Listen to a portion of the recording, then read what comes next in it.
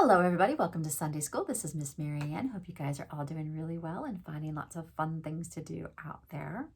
We are continuing our journey to hear Jesus make his most famous talk or sermon. We're gonna get there and we're gonna hear it today, and I'm really excited about that, and I hope you are too. So we are gonna hear this sermon that he gave, something called the Beatitudes. Before we get to that, I want to let you know that in your email, there is a very special set of printouts this week that you don't want to miss. So every week with these lessons, there is a family page that has information and reflections on what we talked about so that you can talk about that with your family. And then there's always a coloring sheet, and we have one this week. This one is actually the same as our banner. And that has some, that goes with the lesson and has some discussion points on what we talked about. But this week, there is a special set in addition to those that are all the Beatitudes. So it's 3 pages of really, really just beautiful coloring sheets. I don't know if this is going to show up in the black and white, but when you get these colored in, they are just going to be gorgeous. So I will show you. 3 of them in total because we have a lot to talk about. And since we will be doing these lessons on the Beatitudes for 12 weeks, there's a lot to talk about. But you might want to keep those in print. It's going to take you a long time to do all 3 of those pages. So you might want to keep them and maybe post them so that they are a reference for you as we go along. If you want to work on them while we're doing the lessons to color them in, that's fine too. You can watch the video and color, or join Sunday School and color. That's okay too. And I would love to see your finished pages. If you want to put those in our Facebook group or send those to us, I would love to see those as well. If you do not have access to a printer and you would like to have those, a set of all the things that we are doing over this series, there is a link in the email. You can just send me a note and we will work out how to, we'll print those for you at the church and can send those out to you. So just let us know if you need that. But I want to make sure you get those and really enjoy those. Don't miss those very special sheets for all the Beatitudes because they are something. All right, so before we get going, let us get our candle and do our opening prayer so that we can make this journey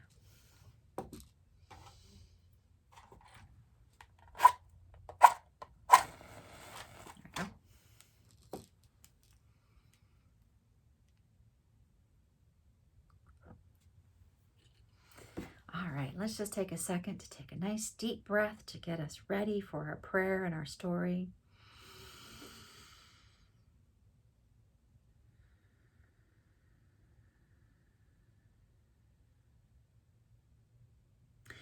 God of hope, thank you for encouraging our hearts and strengthening our spirits with your promises. Please help us to live your way as merciful, pure in heart peacemakers who bring your kingdom to earth here and now. Show us who needs your hope today and lead us to share it. Amen. Back here. All right, today we are going to learn some of Jesus's most important teachings. Jesus had been spending lots of time healing people. We've talked about that the past couple weeks. In addition to healing their physical hurts and pains, Jesus saw people who also had broken hearts and unsteady hope. So after healing so many people, Jesus decided to care for them in another way. So he led the people who had been following him to a mountain. Mountains had very special meaning in Jesus' time. People believed that mountains were holy places to connect with God. Maybe because they reach up really high into the sky. There are lots of stories in the Bible about people having meaningful connections with God on a mountain. I wonder if you can think of any. I know we talk about Moses going up a mountain to get the 10 Commandments. I wonder if you remember that one from Sunday School. Jesus knew that mountains reminded people of God's presence with them. So he chose a mountain as a good place to give an important sermon. So we often call this one the Sermon on the Mount. If you hear that, it's this thing that we're talking about. A sermon is a talk that is meant to teach or to help people grow in their relationship with God. People were so committed to Jesus that they climbed this mountain to listen. There are many ways to climb a mountain. Some people like to hike, to walk up. Some people use ropes. Some people like to roll in a hiking wheelchair. And some people might even climb. Let's pretend to climb up this mountain together. I wonder which way you will choose to go up this mountain. I'm going to hike. Let's take a few seconds and let's get up this mountain.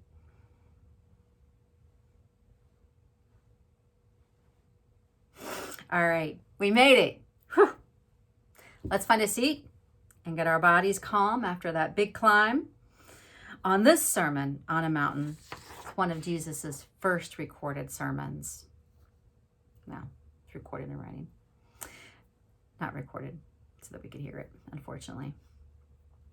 Jesus lists 9 ways that people are blessed. To be blessed means to be happy or satisfied. People often thought, and still think, that to be happy or content was a result of their situation or how their life is going for them. But as we know, Jesus likes to turn upside down how we think about things so that we think about them in a new way. Let's read Jesus's teachings together.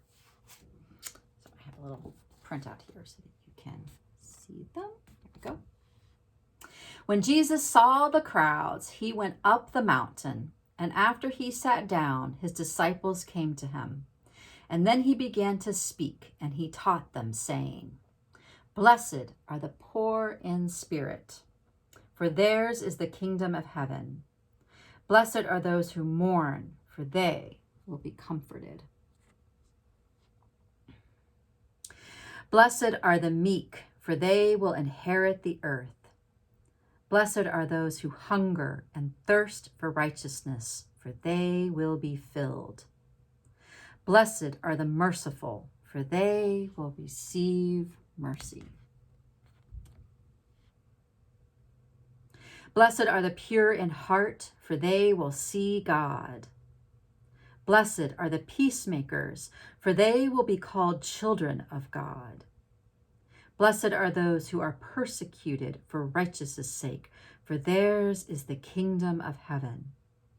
Blessed are you when people revile you and persecute you and utter all kinds of evil against you falsely on my account. Rejoice and be glad, for your reward is great in heaven, for in the same way they persecuted the prophets who were before you." Some people listening to Jesus were astonished. Some were confused. Some were surprised. Some were relieved. People who were mourning and very sad were blessed, happy to the fullest. Meek, gentle people receiving power over earth. This is the opposite of what their culture told them. Their culture told them that power and possessions were what made a person happy or blessed. Did you notice how each beatitude seems to have 2 parts? First, Jesus makes a statement. Then he gives a promise. For example, Jesus makes the statement, "Blessed are the poor in spirit." And then Jesus gives a promise, "For theirs is the kingdom of heaven." In each of these verses, Jesus names a group of people who we wouldn't normally think of as happy or content, and then offers them a promise for healing and hope now, not just in the future, but now. The way Jesus promises these blessings is his way of bringing God's kingdom to us here and now.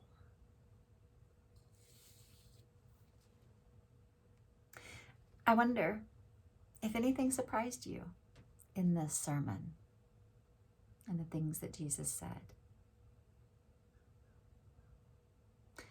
I wonder what you think it means to be blessed. I wonder how the people hearing these promises felt. And I wonder how you would have felt if you had been there.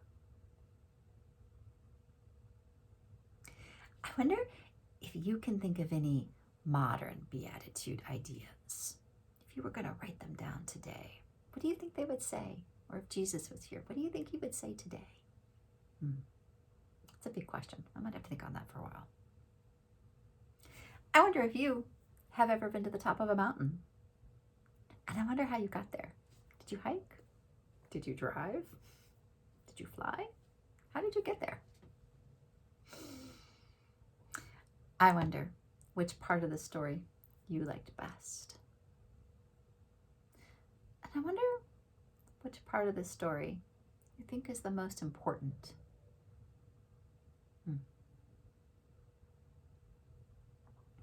Something to think about as you go on.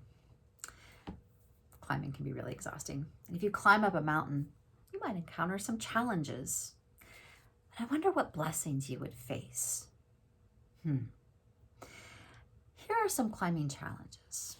And I wonder what unexpected blessings you might encounter in these challenges. You can think about this, you can draw them, you can role play them if you have some folks around or just on your own. To think about what blessings you might encounter in each of these situations. So let's say you start hiking at 5 a.m., even before the sun comes up. I wonder what blessings might happen if you did that. Would there be something you would see that you might not see if you waited till later? I wonder what blessings could be there if you did that. I wonder if you've been hiking for an hour and your legs are really sore. Is there any blessings that could come from that? Is there some way that a blessing could come for that?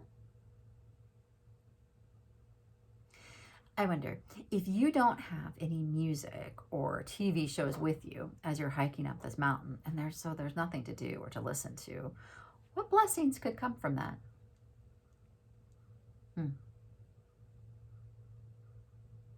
I wonder if you're hiking and your friend can't hike as quickly as you do, could there any be blessings that could come from that? And what might they be? Let's say, as you're hiking, some light rain starts to come down. Now that seems like something that might not be good, but could there be some blessings that would come from that rain? I wonder. Some things to think about. What are some times when blessings come from things that maybe seem like they wouldn't be a blessing? All right, let us close. And as we do that, I want to give you a blessing. So a blessing is something you receive. So I want you to put your hands out like this. I know that looks weird with the angle, but put your hands out like this, like you're going to receive a gift. And then I will speak the blessing, and I want you to take that and put it right into your heart, okay? So that you can receive it. Ready? You are blessed. Follow the way of Jesus all the way up the mountain. When we follow Jesus, we are blessed with good wisdom. And let us do our closing prayer. Get my candle back. And if you still have your prayer card, you can say this along with me. Loving God, thank you for the times that bring us close to you and to one another. Help us to remember that you are always with us. Amen. And I will change this light so that the light of Christ can be with you. Wherever you go and wherever you are, this light is always with you, and it will find you if you need it. Take care of yourselves, everybody. Have a great week. Blessings.